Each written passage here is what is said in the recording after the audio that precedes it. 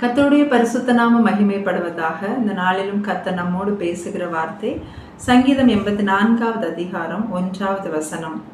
சேனைகளின் கர்த்தாவே, உமது வாசஸ்தலங்கள் எவ்வளவு இன்பமானவைகள்.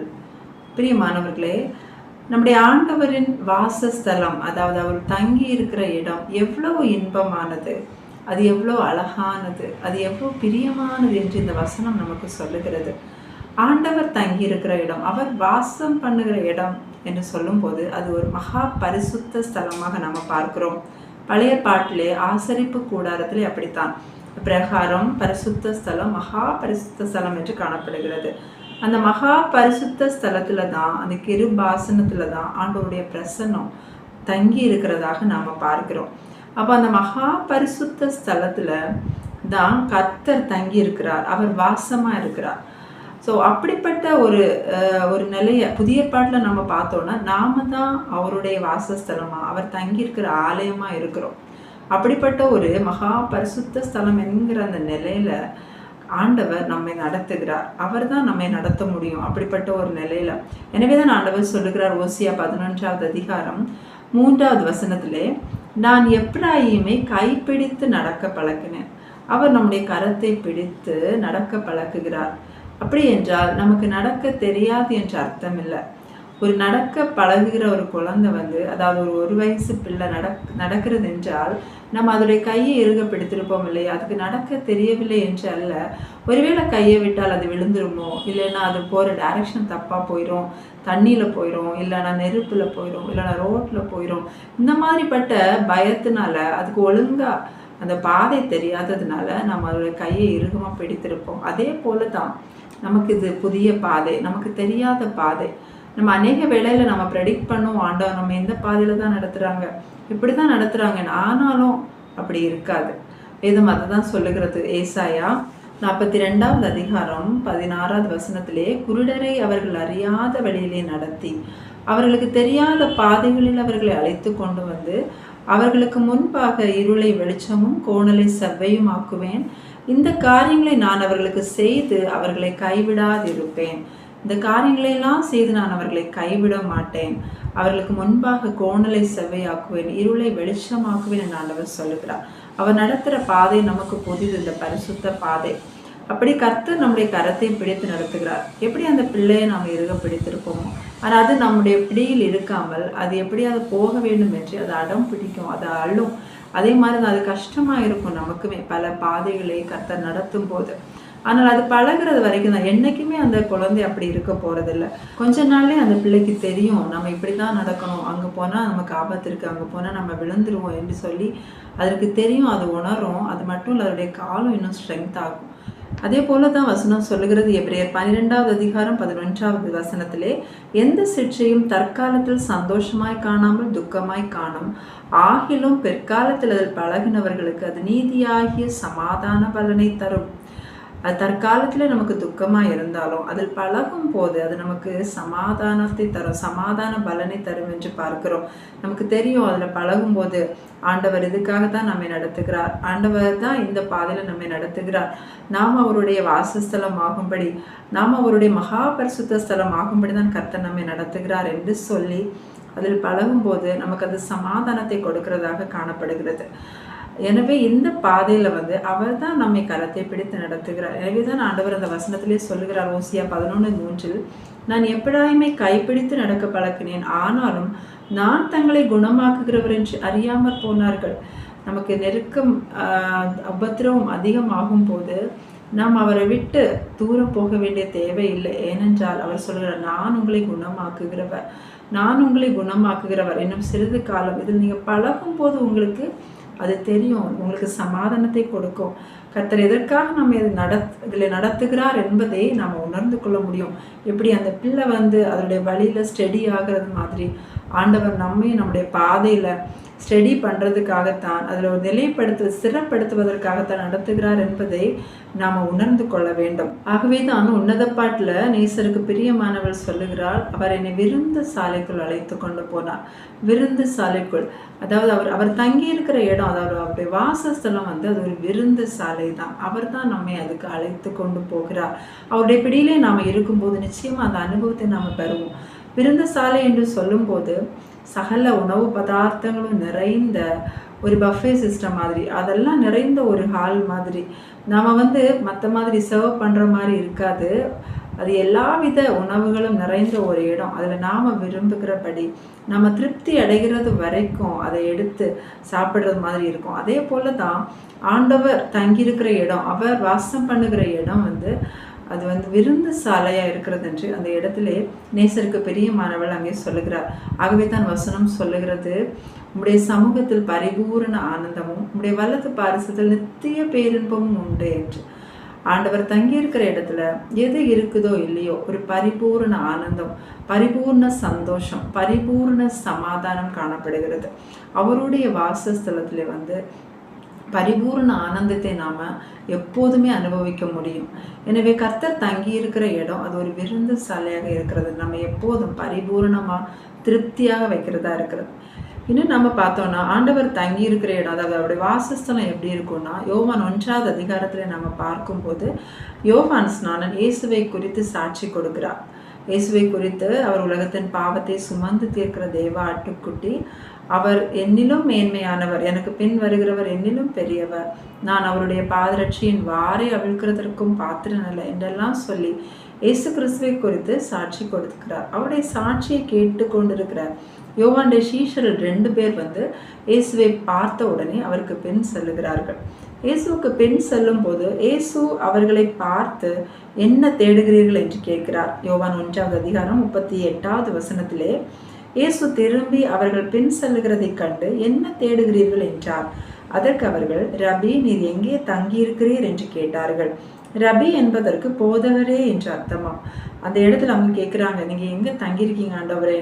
அப்ப ஆண்டவர் சொல்லுகிறார் அடுத்த வசனத்திலே, அவர் வந்து பாருங்கள் என்றார். இயேசு சொல்லுகிறார், வந்து பாருங்கள். அவர்கள் அவர்கள் தங்கியிருந்த இடத்தை கண்டு அன்றைய தினம் அவரிடத்தில் தங்கினார்கள்.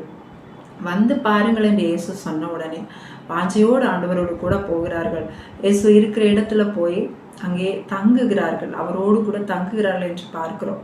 அந்த இடத்துல போன உடனே அவங்க அந்த இடத்துல தங்குறார்கள். அதுக்கு என்ன காரணம்? இயேசு என்ன அவர்களோட பேசியிருப்பார் என்று நம்ம தொடர்ந்து வாசித்தோம்னா பாருங்க, அதே அதிகாரத்துல 42வது வசனத்தை நம்ம பார்க்கும்போது, அந்த இயேசுவோட தங்கின 2 சீஷர்கள்ல ஒருவன் சீமோன் பேதுருவின் சகோதரனாகி அந்திரேயா.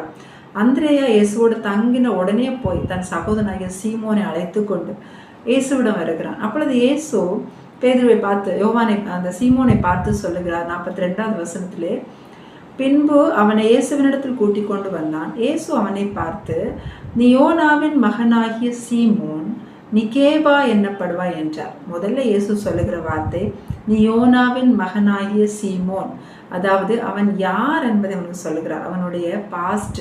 அடுத்து பார்த்தோம்னா நீ கேபா என்னப்படுவாய், இனி நீ என்ன ஆக போற, அவனுடைய ஃபியூச்சரை ஆண்டவர் சொல்லுகிறார். அவனுடைய பாஸ்ட் பார்த்தீங்கன்னா நீ யோனாவின் மகனாகிய சீமோன் என்கிறார். இனி எப்படி மாற்றுவேன், உன்னை கேபா என்னப்படுவாய்.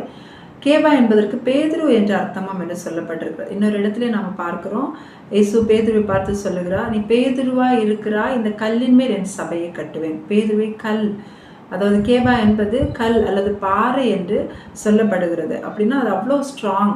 அப்படி என்றால் பேதுருவோட பாஸ்ட் அவ்வளோ ஒரு பலவீனமாக வீக்காக இருக்குது. ஆகவே தான் ஒன்றை நான் ஃபியூச்சரில் இப்படி மாற்றுவேன் என்று ஆண்டவர் சொல்லுகிறார். கடந்த காலத்தை பழைய பாஸ்ட்டை ஆண்டவர் உணர்த்துகிறது, நம்மை குற்றப்படுத்துவதற்கல்ல.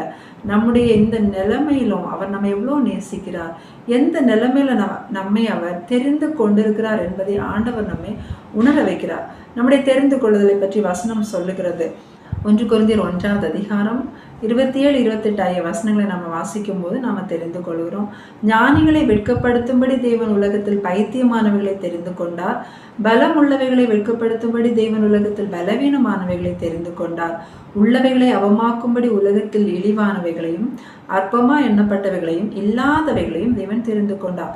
நம்முடைய தெரிந்து கொள்ளுதல் அப்படித்தான். நம்முடைய பாஸ்ட், அதாவது பைத்தியமானவர்கள், அதாவது புத்தியினர்களாய், பலவீனர்களாய், இல்லாதவர்களாய், அற்பமா எண்ணப்பட்டவர்களாய் இருக்கிறோம்.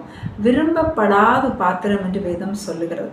அப்படிப்பட்ட ஒன்றுமில்லாத நிலையிலே தான் ஆண்டவர் நம்ம மேல வைத்திருக்கிற அன்பை நமக்கு அவர் உணர வைக்கிறார். அந்த நிலைமையில தான் நான் உன்னை தெரிந்து கொண்டேன் என்பதை நமக்கு உணர வைப்பதற்காக நம்முடைய பாஸ்டர் குறித்து ஆண்டவர் நமக்கு உணர்த்துகிறார். இப்படிப்பட்ட நம்மை தான் அவர் விரும்பி இருக்கிறார். வசனம் சொல்லுகிறது, சங்கீதம் 132, 13, 14 ஆகிய வசனங்களில், கர்த்தர் சீயோனை தெரிந்து கொண்டு அது நமக்கு வாசஸ்தலம் ஆகும்படி விரும்பினார். இது என்றென்றைக்கும் நான் தங்கும் இடம், இதை நான் விரும்பினபடி இங்கே வாசம் பண்ணும். இப்படிப்பட்ட நிலைமை, அதாவது பைத்தியமான, இழிவாய், அற்பமாக எண்ணப்பட்ட, ஒன்றுமில்லாத நிலைமையில இருக்கிற நமக்குள்ள அவர் தங்கும்படிதான் அவர் விரும்புகிறார். அவர் விரும்பிதான் நம்மை தெரிந்து கொள்ளுகிறார். நாம் அவருக்கு வாசஸ்தலம் ஆகும்படி.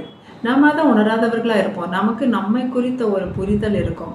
நம்மை பற்றி பாசிட்டிவ்ஸும் நம்ம நிறைய நினைத்து வைத்திருப்போம். நிறைய நெகட்டிவ், தவறான எண்ணங்களும் நமக்குள்ள இருக்கும். ஆனால் ஆண்டவர் எல்லாவற்றையும் நம்மை உணர வைத்து அதை எப்படி நம்மளுடைய ஒஸ்ட்டை பெஸ்ட்டாக அவருடைய ராஜ்யத்துக்காக, அவருடைய மகிமைக்கென்று அவர் எப்படி பயன்படுத்த போகிறார் என்பதை குறித்து அவர் நமக்கு காண்பிக்கிறார். அவர் தங்குற இடத்துல, அதாவது அவர் வாசம் பண்ணுகிற இடத்துல நன்மை காண்பிக்கப்படுகிறது. இந்த இடத்துல அப்படிதான் பேதுருவை பார்த்து அப்படிதான் சொல்லுகிறார், நீ கேபா என்னப்படுவா என்று. மேலும் பாருங்க, தொடர்ந்து நாம வாசிக்கும் போது பிலிப்பு கர்த்தரை பின்பற்றின பிறகு, இயேசுவை பின்பற்றின பிறகு பிலிப்பு நாத்தான் வேலை அழைத்து கொண்டு இயேசுவிடம் போகிறார். இயேசு நாத்தான் வேலை பார்க்கும்போது இப்படிதான் பேசுகிறார். 47வது வசனத்திலிருந்து நம்ம வாசிக்கும் போது, இயேசு நாத்தான் வேலை தம்மிடத்தில் வர கண்டு அவனை குறித்து, இதோ கபடற்ற உத்தம இஸ்ரவேலன் என்றார். அதற்கு நாத்தான்வேல், நீர் என்னை எப்படி அறிவீர் என்றான். இயேசு அவனை நோக்கி, பிலிப்பு உன்னை அழைக்கிறதற்கு முன்னே நீ அத்திமரத்தின் கீழ் இருக்கும் போது உன்னை கண்டேன் என்றார். ஸோ அதுக்கு முன்னா அவனுடைய பாஸ்டர் குறித்து சொல்லுகிறார். தொடர்ந்து நம்ம வாசிக்கும் போது, இதெல்லாம் பெரிதானவைகளை காண்பா என்று அவனுடைய வருங்காலத்தை குறித்து ஆண்டவர் அங்கே சொல்லுகிறார். சமாரியா ஸ்திரீகிட்ட கூட ஆண்டவர் அப்படிதான் அவளுடைய கடந்த கால வாழ்க்கையை குறித்து சொல்லுகிறார். இப்படி இயேசு கிறிஸ்து தன்னிடத்தில் வருகிறவர்களிடத்தில் அவர்களுடைய கடந்த காலத்தை குறித்தும் வருங்காலத்தை குறித்தும் பேசும்போது இன்னும் அவரோடு தங்க வேண்டும் என்றும் இன்னும் அவர் மேலோட விசுவாசம் அவர்களுக்கு உண்டாகிறது. இந்த நாத்தான்வேலிடம் முதலில் பிலிப்பு சொல்லும் போது நாத்தான்வேல் இயேசுவை ஏற்றுக்கொள்ளவில்லை.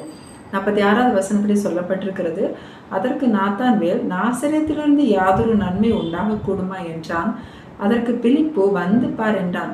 இயேசு கிறிஸ்துவை குறித்து இயேசுவை கண்டேன், மேசியாவை கண்டேன் என்று சொல்லும் போது நாத்தான்வேலால் ஏற்றுக்கொள்ள முடியவில்லை. ஆனால் ஆண்டவர் இதை குறித்து பேசின உடனே இயேசு அவனுடைய கடந்த வாழ்க்கையை குறித்து பேசும்போது அவன் 49வது வசனத்திலே சொல்லுகிறான். அதற்கு நாத்தான்வேல், ரபி, நீ தேவனுடைய குமாரன், நீர் இஸ்ரவேலின் ராஜா என்றான். அவனுக்குள்ளே விசுவாசம் உண்டாகிறது. பிரியமானவர்களே, முதல்ல அந்த சீஷர்களுக்குள்ளே அந்த வாஞ்சை இருந்தது. ரபி, நீர் எங்கே தங்கி இருக்கிறீர் என்று கேட்கிறார்கள். நமக்குள்ளேயும் அவருடைய சமூகத்திலே அமர்ந்து அவர் சொல்லுகிற வார்த்தைகளை கேட்க வேண்டும் என்கிற வாஞ்சை வேண்டும். உன்னத பாட்டில் கூட என்னை விருந்தசாலைக்கு அழைத்து கொண்டு போனார் என்று சொல்லுவதற்கு முன்பு அந்த 3வது வசனத்தில் நம்ம வாசித்தோம்னா, காட்டு மரங்களுக்குள்ளே கிச்சிலி மரம் எப்படி இருக்கிறதோ அப்படியே குமாரருக்குள்ளே என் நேசர் இருக்கிறார். அதன் நிழலிலே வாஞ்சையாய் உட்காருகிறேன், அதன் கனி என் வாய்க்கு மதுரமாய் இருக்கிறது. அதாவது நேசருடைய நிழலிலே நான் வாஞ்சையாய் உட்காருகிறேன், அதன் கனி எனக்கு மதுரமாய், என் வாய்க்கு மதுரமாய் இருக்கிறது. அந்த வாஞ்சை அவருடைய சமூகத்திலே போக வேண்டும், அவரிடத்திலிருந்து வார்த்தையை கேட்க வேண்டும், அவர் என்ன சொல்லுகிறார் என்பதைக்கு செவி சாய்க்க வேண்டும் என்கிற அந்த வாஞ்சை இருக்கும்போது அவர் நம்மை அந்த விருந்து சாலைக்கு அழைத்து கொண்டு செல்லுகிறார். பிரியமானவர்களே, அவர் தங்குகிற இடம், அவர் வாசம் பண்ணுகிற இடம், அது ஒரு விருந்து சாலையாக இருக்கிறது. அது நமக்கு நன்மையை காண்பிக்கிறதாக. ஸோ நமக்கு நன்மை காண்பிப்பவன் யார் என்று சொல்லுகிறவர்கள் அநேகர் என்ற வசனம் சொல்லுகிறது. அவர் சமூகத்தில் இருக்கும்போது அவருடைய முகத்தின் வெளிச்சம் நம்மை பிரகாசிக்கும் போது நம்முடைய எந்தெந்த பலவீனங்கள் நம்மிடத்தில் இருக்கிறதோ, நம்முடைய கடந்த நாட்கள், கடந்த வாழ்க்கையில் அந்த பலவீனத்தை பலவானாய் கர்த்தருக்கென்று அது பயன்படுகிறதாக அவர் மாற்றுவார். நம்முடைய எல்லா ஒர்ஸ்ட் கண்டிஷனையும் ஆண்டவர் பெஸ்ட்டாக மாற்றுவார்.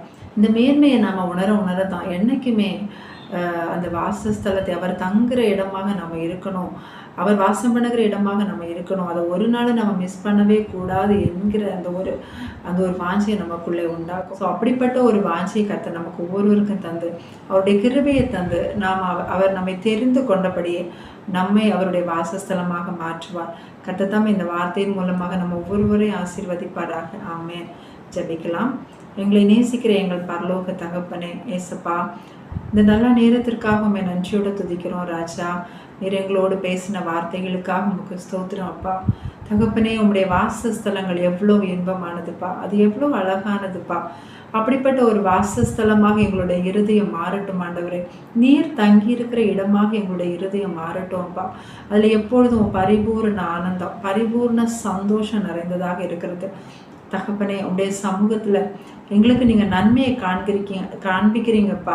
அப்போ உங்களுடைய முகத்தின் வெளிச்சம் எங்கள் மேல் பிரகாசிக்கும் போது எங்களுக்கான நன்மையை நாங்கள் காண்கிறோம் தகப்பனே. எங்களுக்கு நன்மையை காண்பிப்பவர் யார் என்று சொல்லுகிறவர்கள் அநேகர் என்று வசனம் சொல்லுகிறது. ஆமாண்டவரே, எங்களுக்கு நன்மையை காண்பிப்பவர் நீர் மட்டும்தான் தகப்பனே.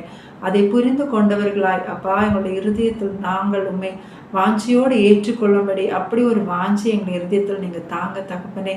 ஏசப்பா, நீங்கள் நடத்துகிற பாதையில் உங்களுடைய கரத்தை பற்றி கொள்ளவும் தகப்பனே. நீர் எங்களை குணமாக்குகிறவர் என்று சொல்லி தகப்பனே அதை உணர்ந்து கொண்டு நாங்கள் அதில் பழகுகிறவர்களாக உங்களுடைய நடத்துதலை அப்பா விரும்பி ஏற்றுக்கொள்கிறவர்களாக எங்களை ஒவ்வொருவரையும் மாற்றுங்க தகப்பனே. குறைகள் குற்றங்கள் யாவற்றையும் மன்னிங்க. ஒவ்வொருடைய வாழ்க்கையிலும் உங்களுடைய சித்தம் மாத்திரம் நிறைவேறுவதாக உங்களுடைய பரிசுத்த நாம மகிமைப்படட்டும். இப்ப இயேசுவின் நாமத்திலே ஜெபிக்கிறோம் ஜீவனுள்ள பிதாவே, ஆமென்.